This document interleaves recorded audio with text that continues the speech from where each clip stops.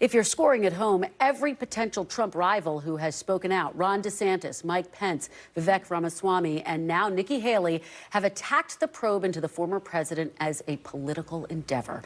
Joining me now to discuss this is a fantastic panel: Jeff Mason, White House correspondent for Reuters; Symone Sanders-Townsend, host of Symone on MSNBC and former senior advisor to Vice President Harris; and Brendan Buck, former advisor to Speakers Boehner and Ryan. He is also an NBC News political analyst. Thanks to all of you. We have a robust discussion today. Jeff, let's start off with the fact that we have been here before. Yeah. Covering a moment when it doesn't seem like Trump can survive politically. This time a little different because there's legal jeopardy, but is this moment different for the former president? I will not be the first person to go out on a limb and say it's different, because every time it seemed different, It didn't end up to be different. And I think the conventional wisdom that this might help him politically is not something that you can sneeze at. It might. It might also really hurt him in terms of the fact that it's a legal proceeding and being indicted and having a mugshot potentially and all of those things. It's not a good look for a former president. I also think that you mentioned the other Republican candidates talking about it. At least one of them, Governor DeSantis, made a point of saying, I think, porn star and affair. You know, like, so there was also a little bit. He worked that in. So I think you know they were probably all on brand in terms of we have to criticize the DA, but I think they'll probably try to use it to their advantage as well. Brendan, what do you make of how Republicans have been responding so far? I mean, Ron DeSantis actually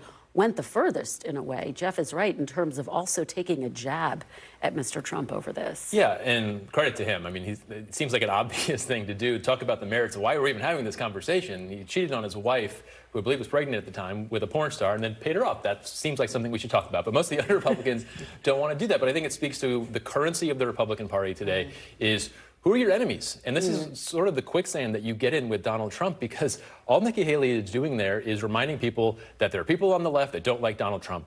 That's all you need in today's Republican Party. That's what Ron DeSantis has written on, that there are people in the media, people on the left that don't like him. So she's saying people on the left don't like Donald Trump. All it does is help him. She's trying to insulate herself, I understand. But if you're trying to beat Donald Trump, you might want to remind people why he's in this mess in the first place. Symone, what do you make of that, and what do you make of the strategy that we've seen from Republicans so far? I mean, look, I think I agree with Brendan that it seems as though Republicans who have at least announced that they are running for president, and then some Republicans that maybe would like to run for president but have yet to come to a decision, have all coalesced around this idea that it is not a popular position to attack Donald Trump. That can hold up now. A debate stage is a number of months away, but at the end of August, it will be the first Republican debate. And if everyone is standing on that stage singing Kumbaya and not differentiating themselves, what are you telling voters in a primary? You have to sell yourself about why they should vote for you and not the other person. Not to mention a general. I mean, the extent to which this may say to independent voters, you know, do we really want to go through this again? The kind of drama that seems to come with the former president. Absolutely. And if you're running for the Republican nomination, you have to have the general electorate in mind as well, because if you get that far and you're able to differentiate yourself from Donald Trump, that's a real plus in the general election, because we know that independent voters are not as excited about President Trump, former President Trump, as his base is. I will say it is asking a lot of Republican voters to worry about electability. And I think we've seen in a lot of polls recently, they care a lot more about who excites them.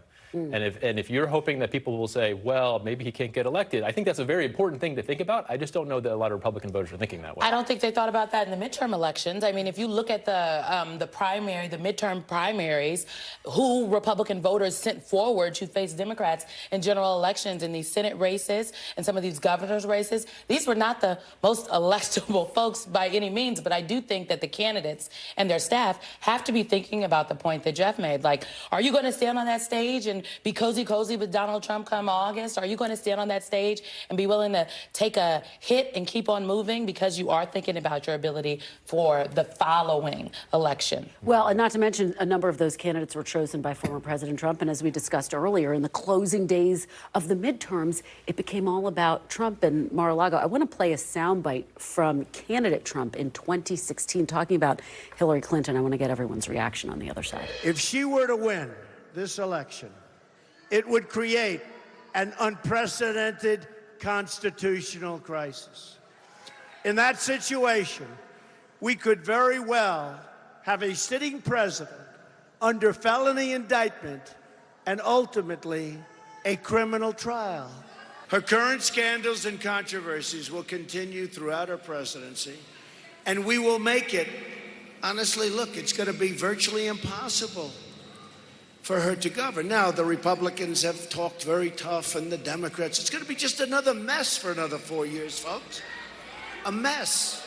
Symone, let me have you respond to that. I mean, is President Biden watching this and thinking, maybe I should take a page out of that playbook if, in fact, I'm facing off against former President Trump? Do you think he should be commenting on this? I don't think it benefits President Biden at this point to say anything about what is happening with former President Trump, particularly because the talking points from Republican members of Congress and Republicans across the board is that this is a politically charged investigation. So if the President of the United States of America, who is also going to be running, allegedly, assuming for re-election, probably against Donald Trump, maybe, doesn't seem good for him to weigh in. I had to laugh because what a lot of progressives often talk about, that, oh, Republicans are projecting, what they're saying is what they're doing. And I laugh because I usually do not agree with that. But in this case, what Donald Trump said, it seemed like he was talking about himself. Oh, that's interesting. I want to shift gears a little bit. And as we talk about how these Republican candidates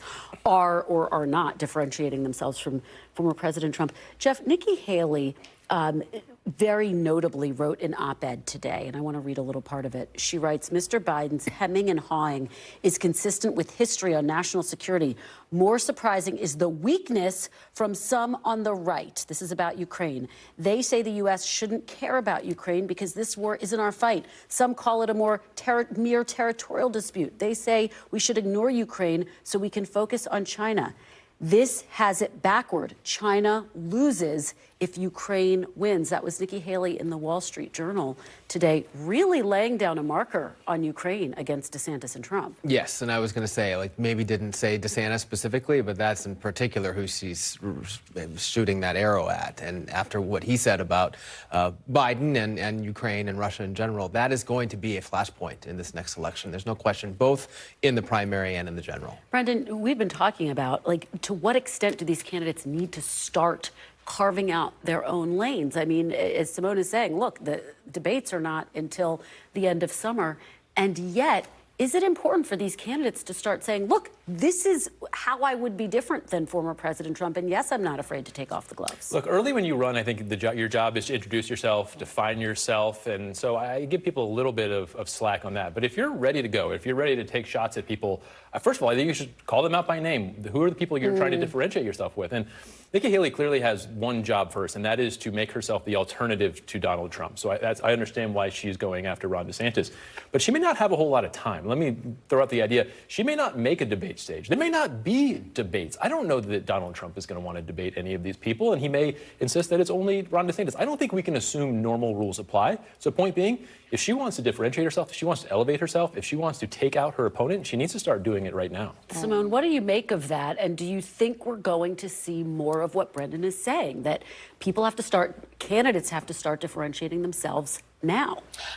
I think the candidates are scared, frankly. I think that they are looking at, they are out there talking to voters, talking to Republicans. And when you talk to voters and Republicans, folks say, I don't necessarily like Donald Trump's antics, but I liked his policies. I liked what he did. They will name things that they appreciated from the Trump administration. And you look at, there's a story in The Atlantic today about focus groups that Sarah Longwell's group has been doing with real Republicans. And they had very terrible things to say about Mike Pence. They did not feel as though he did his duty as a vice president. They didn't feel like he has differentiated himself. And a number of them knocked him for what they felt was being not supportive of former President Trump. And so I think folks are looking at that, and the backbones are not strong, Kirsten. I think you need a strong backbone if you want to run in the primary. Well, and it's going to be very interesting to see if and when former Vice President Pence gets into this. He says he is still talking to his family and praying about it. So we will wait and see. Thank you. Great discussion. We could keep this discussion going. Jeff, Symone, and Brendan, really appreciate it. Thanks for watching our YouTube channel. Follow today's top stories and breaking news by downloading the NBC News app.